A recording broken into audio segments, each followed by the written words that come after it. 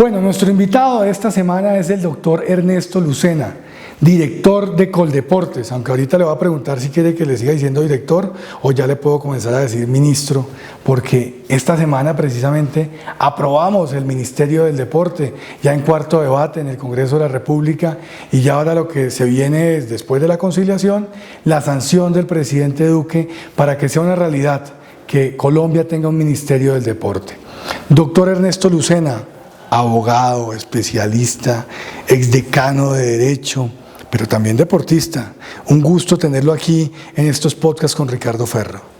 Bueno, doctor Ricardo, muchas gracias por invitarme, por darle la importancia al deporte que merece. Yo sé que usted también es un hombre del deporte, muy complacido por todo lo que usted ha hecho en la Cámara, pero también por el deporte. Yo creo que Colombia hoy ha entendido, después de esa votación unánime de ayer, que creo que eso no tiene precedentes en esta legislatura ni en la anterior, de que tengamos un difícilmente volverá a suceder. Y difícilmente volverá. Sí, un 102-0, eso no se ve en ningún deporte, pero el Congreso, la Cámara ayer lo logró y le agradezco mucho a usted este gesto de tenernos en este programa. Doctor Ernesto, ¿qué significa para Colombia tener un Ministerio del Deporte? Creo que es un merecimiento, esto no es, como lo dicen algunos, un favor, esto es un merecimiento. Para nadie es un secreto que la marca país que más redunda hoy a nivel internacional de Colombia son sus deportistas, también los artistas, por supuesto, pero una Katherine Ibargüen, un Nairo Quintana, un Rigoberto Urán, una Mariana Pajón, es indudable que nos pone hoy en un nivel siguiente y por eso el ministerio era importante. Y los futbolistas, ¿no? Claro, la selección Colombia obviamente es que lo acapara el 90%. Yo he tratado de irme hacia el otro lado para que la gente vea que Coldeportes es de todos los deportes, pero hay tres cosas fundamentales, doctor Ricardo. La primera, mayor inversión, mayores recursos para el fomento y el desarrollo deportivo. Dos, poder tener una política de Estado del deporte, no que cada 4 años llegue un director de Coldeportes y diga esto es por aquí o por allá. Y tener voto en el Consejo de Ministros para poder tener iniciativa legislativa y ojalá un COMPES que nos deje un largo trecho de los próximos 20 años en el deporte colombiano. La preocupación de la gente, que no me lo perdonarían si no le pregunto eso, dicen un ministerio, eso es sinónimo de burocracia. ¿Cómo contestarle a esas personas que piensan que esto va a ser burocracia, pero que las cosas van a seguir igual? Nerviosismo natural. Yo lo he dicho en varias entrevistas, la burocracia apenas se habla de un ministerio, es lo primero que se viene a la mente. Yo fui deportista de alto rendimiento, yo sufrí la burocracia del deporte, la entiendo y la viví. Por lo tanto, en esa matriz de proceso que hemos creado en la transformación a ministerio, hoy hemos dejado la misma planta, incluso redujimos los contratistas en un 50% de lo que venía de la administración anterior. Y le podemos decir al país que pueden estar tranquilos, que mientras el gobierno del presidente Iván Duque y Ernesto Lucena esté al frente de Coldeportes, ese no va a ser un problema. Nosotros sí estamos pidiendo más recursos y en eso también hay que ser afirmativos para la inversión. Claro. Recordemos que Coldeportes no es únicamente medallas de oro o campeonatos mundiales. Coldeportes hoy atiende en su dirección de fomento y desarrollo desde madres lactantes hasta adultos mayores. Como lo dije el otro día con la ministra de Educación, Coldeportes también es una gran universidad porque hoy a través del deporte se enseña y se aprende muchísimo. Qué bueno, doctor Lucena. Usted fue campeón nacional de squash. ¿Cómo se dice a alguien que practica el squash? Squashista. ¿Squashista? Sí. Ese es un anglicismo, ¿ese qué es? Ese es un colombianismo. Sí. El squash es un deporte que tiene su origen en Inglaterra, en las cárceles de Inglaterra. Usted sabe que es encerrado en 4 paredes, hoy hay canchas de vidrio, por supuesto. Y después llegó a Norteamérica. En Norteamérica obviamente compiten con los ingleses, entonces inventaron el racquetball. Sí. Pero en esta franja del mundo se impregnó más el squash. Yo conocí el squash en el año 90, fui campeón infantil primero en el año 90. Después vino la adolescencia. Campeón infantil. Campeón infantil. No me está cañando usted. No, y lo puede verificar. ¿No? De edad, digo yo por la edad, de que en el 90 infantil. Claro, yo nací en el año 78, entonces en el año 91 fui campeón infantil. Y después tuve esa adolescencia que tenemos todos, un poco de rumba, de como que uno no se ubica. Mechudo y todo. Mechudo, ¿usted se acuerda en la universidad? Claro, porque, bueno, aquí rompo un poco la entrevista para decir que fuimos compañeros, no del mismo salón, pero compartimos universidad, ambos somos de la Sergio Arboleda, con mucho honor de la Sergio Arboleda. Yo tenía el pelo largo, tenía arete, tenía anillos, era disruptivo, si se puede decir, en esa época. y encontré el squash después de 5 años de haberlo abandonado. Yo no. El doctor Ferro siempre ha sido un hombre estricto. Yo, más allá de los tenis, no más. Ese ha sido mi riesgo más grande que he corrido. Entonces yo he estado en todas las facetas, pero encontré siempre alrededor de mi vida que el deporte era un bastón, siempre de soporte, siempre de ayuda, siempre de aprendizaje. Y en el año 2004 teníamos la selección más importante de squash a nivel nacional. Valga decir, en el 2004 es la única vez que Bogotá se ha ganado los Juegos Nacionales.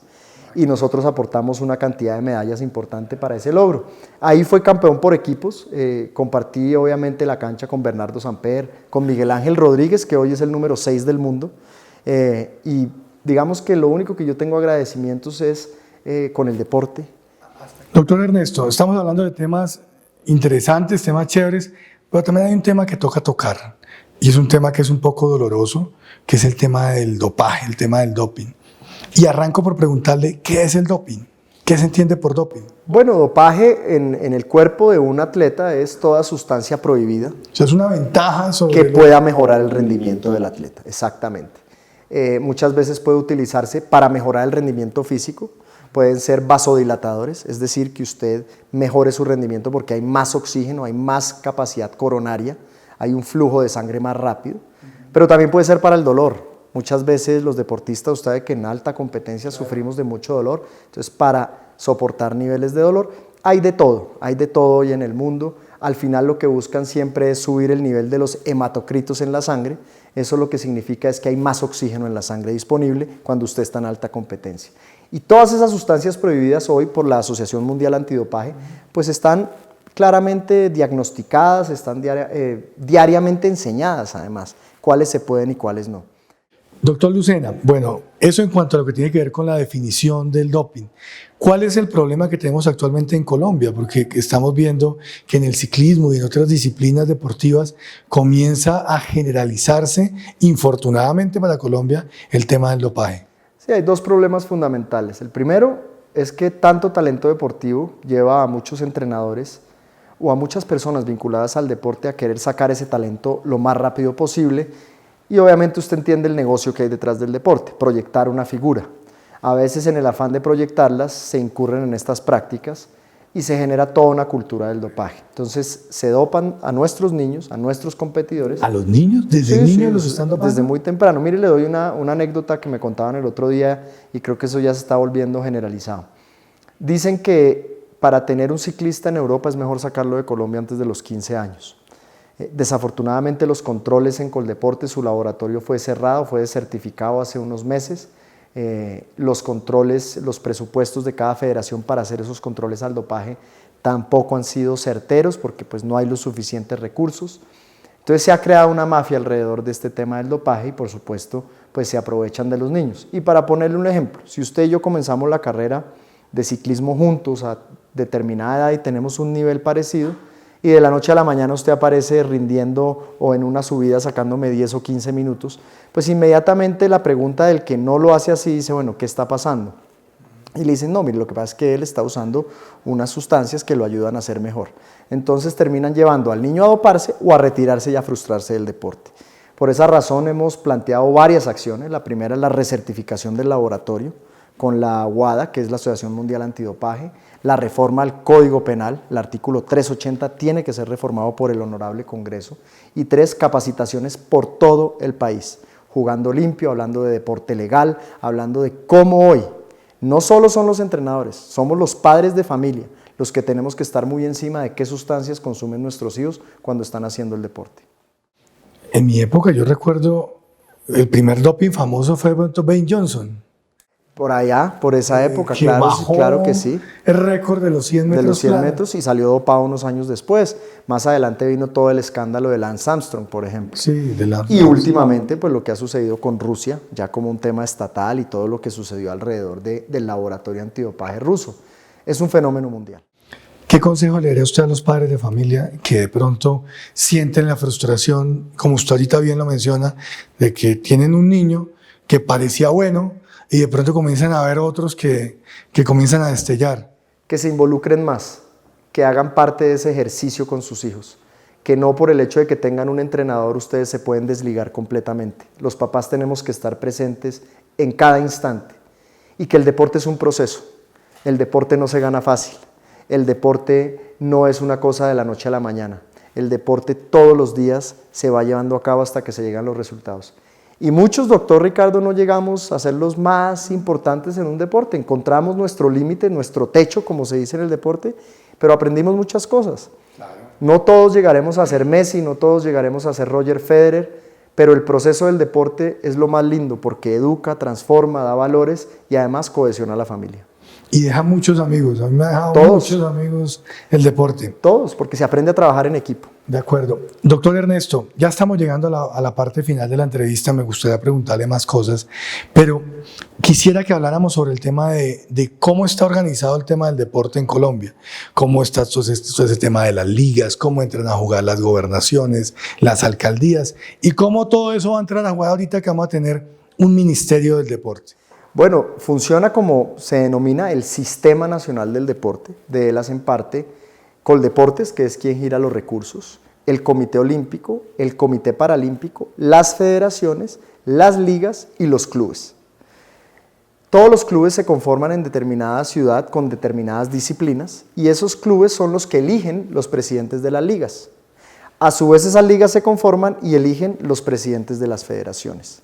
Y así sucesivamente por todo el país. ¿Cuál es la gran problemática que vemos hoy nosotros frente a eso? Los recursos. Queremos empoderar a esos presidentes de federaciones para que salgan a vender el producto a empresas, a personas del sector privado, porque los recursos del Estado jamás serán suficientes en un país donde hay tanto talento. Entonces, básicamente lo que hicimos desde que llegamos al gobierno es plantear dos escenarios. Uno, los recursos que puede entregar el Estado, que son limitados. Pero dos, le abrimos toda una fase de marketing, de aprendizaje a esos presidentes de federaciones para que hagan sus brochures, hagan sus planes de negocio y salgan a vender esas federaciones y que consigan los patrocinios. Porque hoy todas las federaciones tienen deportistas que son muy atractivos para las empresas. Y en el Plan Nacional de Desarrollo quedó algo muy importante, el artículo 195, que ustedes aprobaron también a bien para este país. Becas por impuestos. Becas por impuestos. Eso es histórico, eso es inédito, eso hay que seguirlo hablando, hay que seguirlo cacareando, porque nunca antes en el país se le había dado la posibilidad a una persona natural o a una empresa de patrocinar la educación de un deportista y que al final de año se pudiera descontar de su declaración de renta. La educación y la manutención, ¿cierto? Absolutamente, educación y manutención. ¿Eso cómo lo ha visualizado usted en el mediano plazo?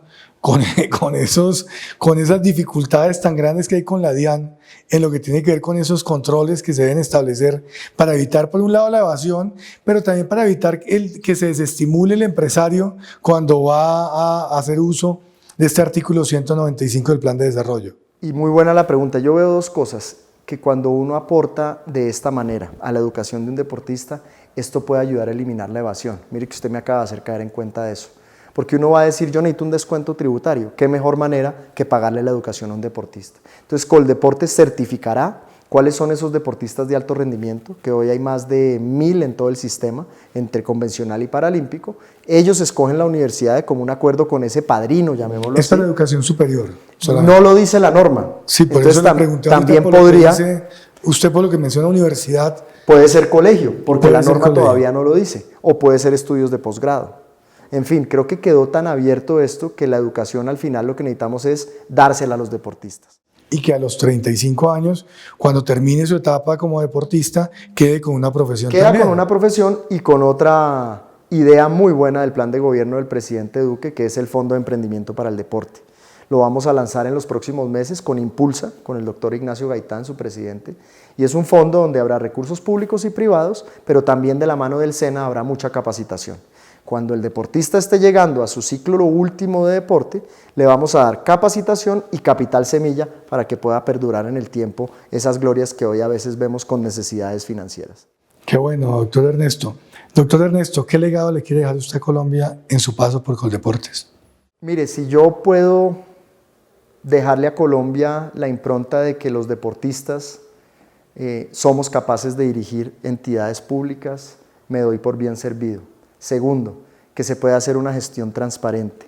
Tercero, que el deporte es la mejor universidad que puede tener un país. Quiero que Colombia visualice al Coldeportes, al Ministerio del Deporte, como ese instrumento que le ayuda a tantas personas necesitadas en Colombia a verse de una manera diferente, a tener autoestima, a tener resiliencia, a saber trabajar en equipo y por sobre todo a conocer cómo piensan los demás y aceptarnos como colombianos todos. No lo puedo dejar ir, ya que usted mencionó el tema de la transparencia, sin algo que nos dolió mucho a los tolimenses, que es el tema de los Juegos Nacionales del año 2015. Cuando nosotros nos hablan de Juegos Nacionales pensamos en corrupción, porque la corrupción se robó los escenarios deportivos de Ibagué. Eso no puede volver a pasar en Colombia. Doctor Ernesto, ¿qué se puede hacer desde Coldeportes para que esto que pasó en Ibagué y que ha pasado en algunas ciudades del país no vuelva a suceder en el país nunca más, donde los deportistas están revictimizados, no tienen dónde entrenar, donde el dolor que siente uno como padre de familia y como persona que le gusta el deporte, de ver a tantos niños y jóvenes que han tenido que abandonar el deporte o que los más privilegiados tienen que practicarlo en una ciudad diferente porque en su ciudad no hay donde practicarlo. Y la corrupción es un flagelo, es un cáncer de la sociedad. Pero cuando se toca el deporte es como meterle una daga en el corazón a una persona, porque haces como un doble crimen para mí. Estuve en los escenarios de Ibagué, los visité, le digo, se me salieron las lágrimas en las piscinas. Como deportista sentí ese dolor patrio, no solo del Tolima y de Ibagué, sino ver cómo tenían escenarios, es que ustedes tenían escenarios. Y cómo aceptar que unos contratistas lleguen y los destruyan y los dejen así, y salgan campantes. Bueno, afortunadamente la ley ha actuado, tarde pero ha actuado, y cada vez más vemos esas personas hoy en manos de la justicia como debe ser. Nosotros nos planteamos lo siguiente para estos Juegos de Bolívar. Primero, un pacto por la ética y la transparencia de los Juegos con la Contraloría, con la Procuraduría. Hacemos veeduría semanalmente de cómo van los avances de obra, trabajando en equipo con gobernación, con alcaldías, siendo muy certeros en los tiempos que tenemos. Tenemos que decir algo. A nosotros no nos dejaron los recursos para esos Juegos y gracias al presidente Iván Duque se lograron. El gobierno anterior le hizo promesas al gobernador de Bolívar y no las cumplió. Y por eso, en los afanes de fin de año 2018, con el Ministerio de Hacienda logramos darle esos recursos y por eso están apretados los cronogramas. Le doy un dato. Japón hoy podría hacer los Juegos Olímpicos y falta todavía 1 año y 2 meses para el certamen. Qué rico sería que Colombia se planificara así, que independientemente de quién sea nuestro sucesor de gobierno, no le dejáramos esos problemas, pensáramos más grande, pensáramos en país y en región. Por eso lo que queremos después de los Juegos de Bolívar, que son los Juegos del Bicentenario, los únicos que le tocan a este gobierno, en el 2022 dejemos listo al eje cafetero para albergar esos Juegos y que esa cultura se empiece a generar en Colombia. Le hago una invitación con base en la experiencia de lo que nos pasó en Ibagué, en esos comités de obra, doctor Lucena, que dejen entrar a los medios, que dejen entrar a todo el mundo y que vean los escenarios cómo están. Qué bueno que la gente pueda ver cómo van esos avances de obra y si realmente sí se va a poder llegar o no a esas fechas que usted establece, que me parece que son ideales, 1 año antes. Qué bueno tener los escenarios 1 año antes. Además, porque dentro de las preocupaciones que tiene el local o quien organiza los Juegos Nacionales es que se queda sin escenarios para entrenar antes de las competencias, claro, porque ese año están los escenarios en construcción. En remodelación, así es. Pero bueno, la buena noticia es que con la gobernación y la alcaldía le hemos abierto las puertas a todos los medios de comunicación. Bueno. El alcalde de Cartagena incluso tiene un sistema de vigilancia con cámaras para mirar que se estén desarrollando las obras, el gobernador lo propio. Yo creo que vale la pena, gracias a usted también y a este programa, que se permita que la ciudadanía y el Congreso se empoderen en esa vigilancia. La idea es invitar al Congreso en un par de meses a que hagan el control político in situ, que miren cómo vamos y que todos nos empoderemos del deporte, porque al final esto es de todos, esto no es solo de un departamento. Así es, doctor Lucena. Doctor Lucena, me toca ya despedirlo, le agradezco mucho que nos hubiera acompañado. Usted es el hombre de la semana. Esta semana le entregó ni más ni menos que a los colombianos la posibilidad de tener el Ministerio del Deporte. Es un honor para nosotros poder tener un Ministerio del Deporte. A mí, que me gusta el deporte, me siento muy honrado de poder haber participado en el debate donde se aprobó ese Ministerio del Deporte y que ojalá y que le sirva al país, doctor Lucena. Muchas gracias. Pues gracias por la invitación y la gratitud es de aquí para allá. Sin el Congreso de la República esta gestión sería imposible. Mi idea es que ustedes se empoderen más del deporte colombiano, que sepan cómo funciona y que ojalá podamos seguir compartiendo estos espacios entre sergistas, que lo estamos haciendo muy bien. al estilo de las cartas, como postdata, escogieron a el Eje Cafetero como sede de los Juegos Nacionales del 2023. Sí. ¿Está totalmente cerrada la puerta para Ibagué y el Tolima o podemos pelear una subsede, doctor Lucena? En este momento esa puerta está cerrada porque pues obviamente se adjudica a una sola región, pero más adelante con el devenir de los hechos puede hacer que Tolima pueda ofrecer en su momento una ayuda por algún escenario o de pronto en un acto de resarcimiento nacional decir por qué no nos permiten albergar una justa. Al final esto se llaman los Juegos Nacionales. Es cierto que ganó una región, que se van a consolidar allí, pero por qué no en un futuro pensar en hablar como hermanos y darle algún tipo de evento a Ibagué, que tanto lo merece. Llévenos ahí en el corazón, doctor Lucena, además que usted es tolimense también, por adopción, pero tolimense. A ustedes muchas gracias y si Dios lo permite, aquí estaremos la próxima semana con otro invitado en estos podcasts con Ricardo Ferro.